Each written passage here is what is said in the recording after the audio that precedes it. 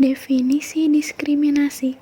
Diskriminasi lebih merujuk kepada pelayanan yang tidak adil terhadap individu tertentu, di mana layanan ini dibuat berdasarkan karakteristik yang diwakili oleh individu. Menurut Kamus Besar Bahasa Indonesia, diskriminasi adalah pembedaan perlakuan terhadap sesama warga negara berdasarkan warna kulit, golongan, suku, ekonomi, agama, dan sebagainya. Diskriminasi adalah perilaku menolak, membedakan, atau membatasi perlakuan yang ditunjukkan kepada seseorang atau suatu kelompok berdasarkan atribut-atribut khas seperti ras, warna kulit, bentuk fisik tubuh, jenis kelamin, kesukubangsaan, agama, atau kelas sosial dengan tujuan untuk mengurangi atau menghilangkan seseorang atau kelompok tersebut dalam mendapatkan sumber daya. Istilah diskriminasi berasal dari bahasa Latin yaitu discriminates yang artinya membagi atau membedakan. Istilah tersebut biasanya ditunjukkan untuk melukiskan suatu tindakan dari pihak mayoritas yang dominan dalam hubungannya dengan minoritas yang lemah, sehingga dapat dikatakan bahwa perilaku mereka itu bersifat tidak bermoral dan tidak demokrasi.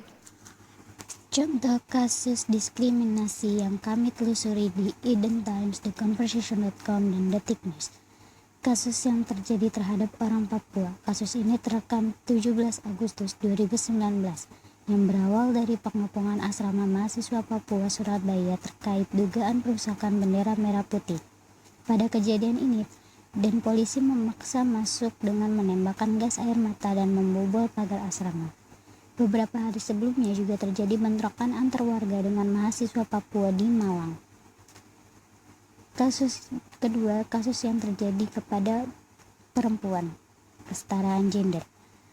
Kasus ini terjadi pada buruh AIC, perempuan berusia 25 tahun yang sudah berusaha mengajukan pemindahan divisi kerja karena penyakit endometriosisnya kambuh. Tapi apa daya, perusahaan justru mengancam akan menghentikannya dari pekerjaan. Perjuangan untuk memperjuangkan hak-hak buruh perempuan tampaknya masih jauh, karena masih banyak perusahaan yang menelantarkan hak-hak buruh perempuan mereka demi mengejar efisiensi dan efektivitas produksi perusahaan. Kasus selanjutnya, kasus diskriminasi terhadap orang Tionghoa.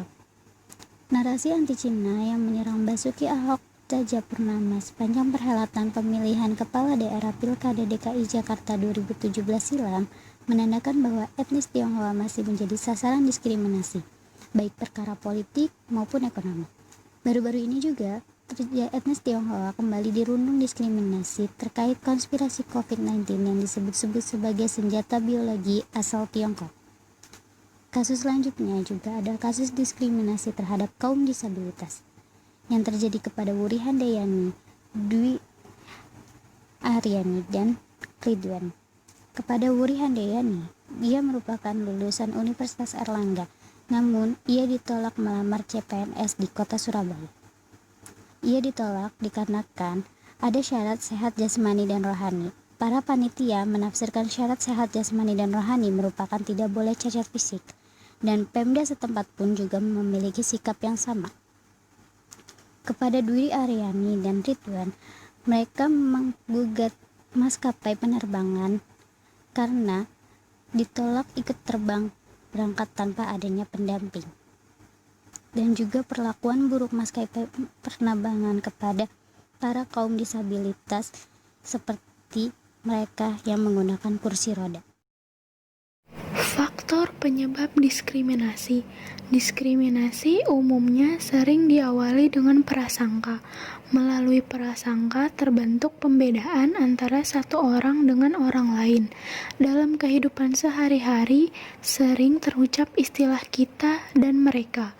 Pembedaan ini terjadi karena manusia adalah makhluk sosial yang secara alami ingin berkumpul dengan orang yang memiliki kemiripan yang sama.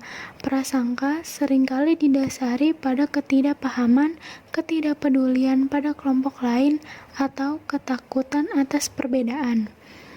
Menurut Unsriana, Terdapat beberapa faktor yang menjadi penyebab timbulnya diskriminasi, antara lain yaitu sebagai berikut. Pertama, mekanisme pertahanan psikologi, di mana seseorang memindahkan kepada orang lain ciri-ciri yang tidak disukai tentang dirinya kepada orang lain. Hal tersebut kemudian menyebabkan adanya cap buruk terhadap orang lain, padahal kemunculan beberapa hal yang tidak disukainya pada orang lain tersebut timbul atas kehendak dari seseorang tersebut. Yang kedua, kekecewaan.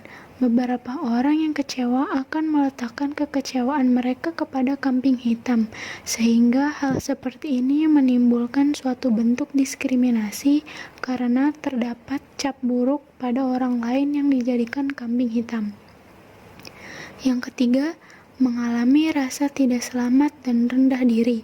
Bagi mereka yang merasa terancam dan rendah diri, salah satu cara yang ampuh untuk menenangkan diri adalah dengan mencoba merendahkan orang atau kumpulan lain, sehingga mereka tidak perlu lagi merasa menjadi orang yang rendah dan terancam karena mereka menyalurkannya kepada orang lain. Yang keempat, sejarah. Selain itu, adanya perilakuan tidak menyenangkan pada masa lalu pun dapat menjadi salah satu penyebab terjadinya diskriminasi. Adanya kecenderungan untuk tidak merasa menjadi satu-satunya orang yang mendapatkan perlakuan buruk, sehingga mereka menyalurkannya kepada orang lain. Yang kelima, persaingan dan eksploitasi. Berkat pengaruh aspek globalisasi, masyarakat kini menjadi lebih materialistik dan merasa hidup dalam persaingan. Individu atau kumpulan bersaing di antara mereka untuk mendapatkan kekayaan, kemewahan, dan kekuasaan. Dan lewat perilaku tersebut, terdapat kecenderungan untuk melakukan diskriminasi terhadap orang lain.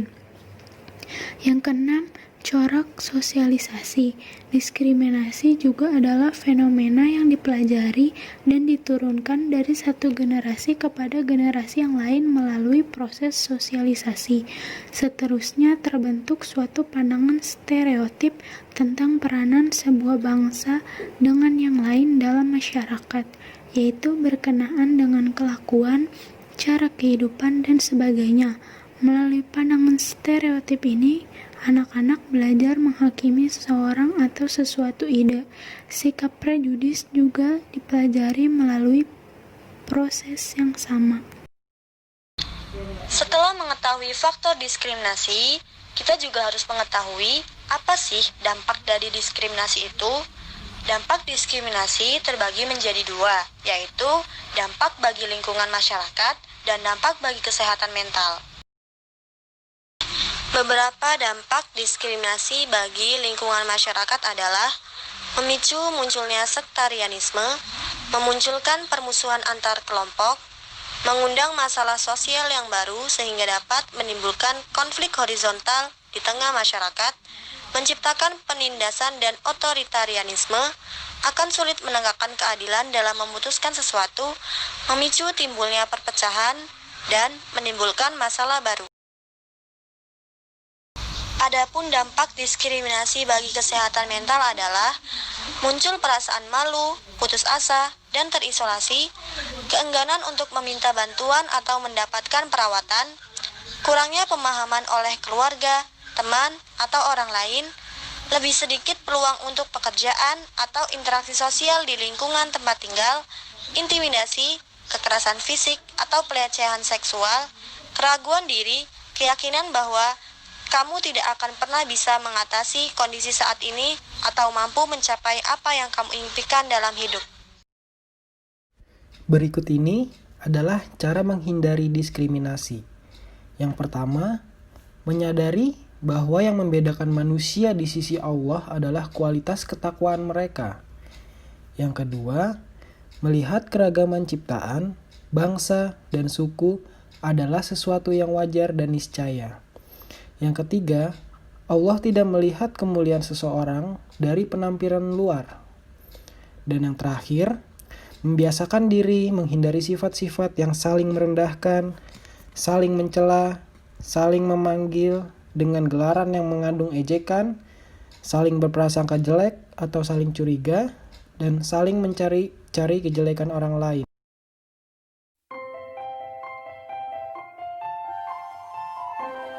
Bisa karena kita bersaudara. Bisa jika kita menjunjung tinggi toleransi.